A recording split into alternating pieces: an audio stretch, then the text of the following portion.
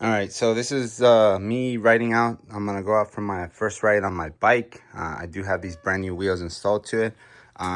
Just very last thing I gotta do is just kind of fasten these up so the brake pads can hit.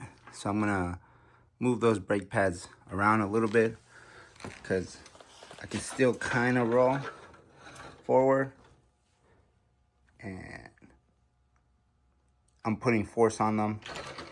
So yeah, I don't like that. So I'm definitely gonna just adjust them just a tad bit. Got my water ready, and I'm about to hit the road in a second.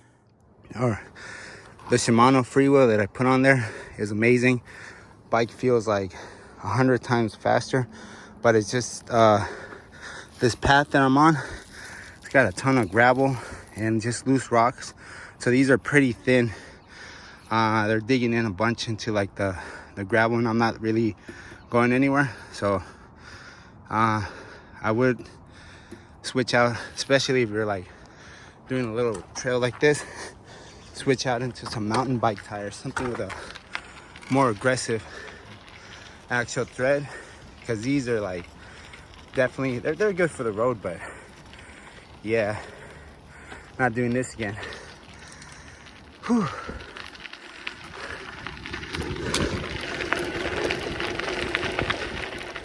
Very, very cool upgrade. I just took these out for their first test drive.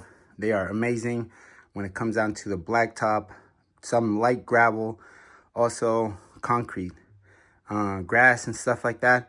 When it comes down to loose gravel, these things will sink.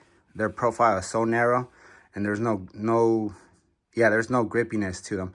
But when it comes down to the blacktop, concrete and stuff, some light gravel, rocks, dirt, and maybe some grass, as long as it's not like wet soaky grass, because they'll dip in because they're narrow.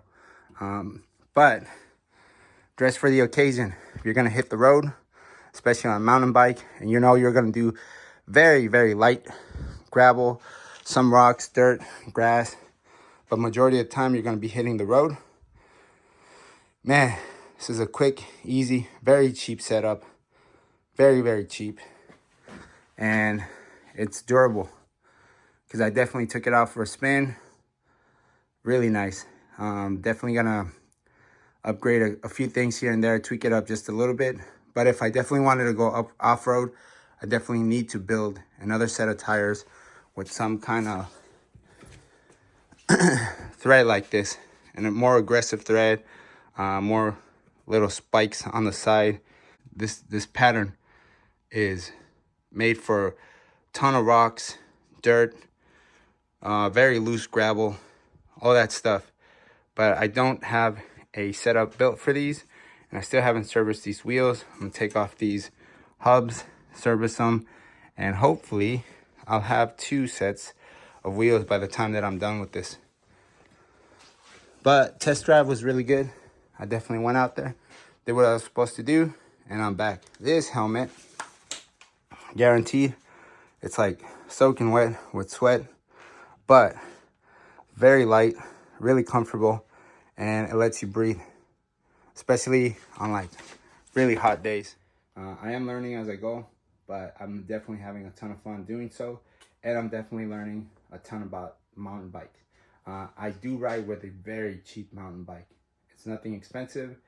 It's just what I can afford. If you're a dad out there pinching pennies and stuff like that, you definitely know what I'm talking about. Family comes first, and obviously I can throw away this mountain bike. It's not really expensive. But if you are doing it more professionally, those builds can go up into the thousands of dollars. But this, for me, is not even $100. This bike here is not a $100 bike. Probably in its prime, somebody bought this for $80. I got this bike for $7 back in the day. $7. I got some other bikes, very similar made, just like this, for like $10, close to the same. You can get this style bike, mountain bike, very, very cheap. I think the most expensive thing on the bike is the water bottle holder, the little chain that I bought, the little tool bag, and the brand new wheels and tires that I made on there. I had this for the longest. I've never done any upgrades to it until recently when stuff started to break. My hubs went out, rear hubs went out a couple times. I might actually start looking into the chain. I gotta check out the chain, and I gotta do little micro adjustments here and there for the brakes because they're not as grippy when I was coming downhill. This is completely sheared off. The plastic is broken, and I don't adjust it from here. The cable is just kind of hanging out.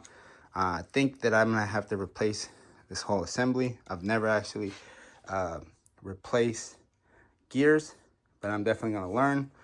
These guys fell off. I just put these on the other day. I've been riding with them without any grip on these for like the longest. It was like just the pole itself. Same thing for this. Plastic piece on this is broken. I'm lucky that this even works, but it does work, but it's pretty broken. So I am gonna probably upgrade this. Little upgrades here and there. Some of these screws are super rusted. I've never serviced the actual forks here, never taken this off. And also this other foot pedal is definitely squeaking, grinding a ton. So I know it's not the rear hub now because the rear hub is brand new. So tires, service the bearings, service the front bearings, the pedal. If you really like something, it doesn't matter if it's a $10 bike or a $1,000 bike. It's gonna do the exact same thing. It's gonna take you out. You're gonna go out on the road. You're gonna use your body and your muscles to turn the actual rear wheel, and it's gonna take you places. So if you like doing this, you're gonna do it with $10 bike or a $1,000 bike. Obviously, a $1,000 bike is gonna be a little bit more comfortable, but I like biking, and I don't have a $1,000 bike. So this is what I got. So this is what I'm using. I'll see you guys next time.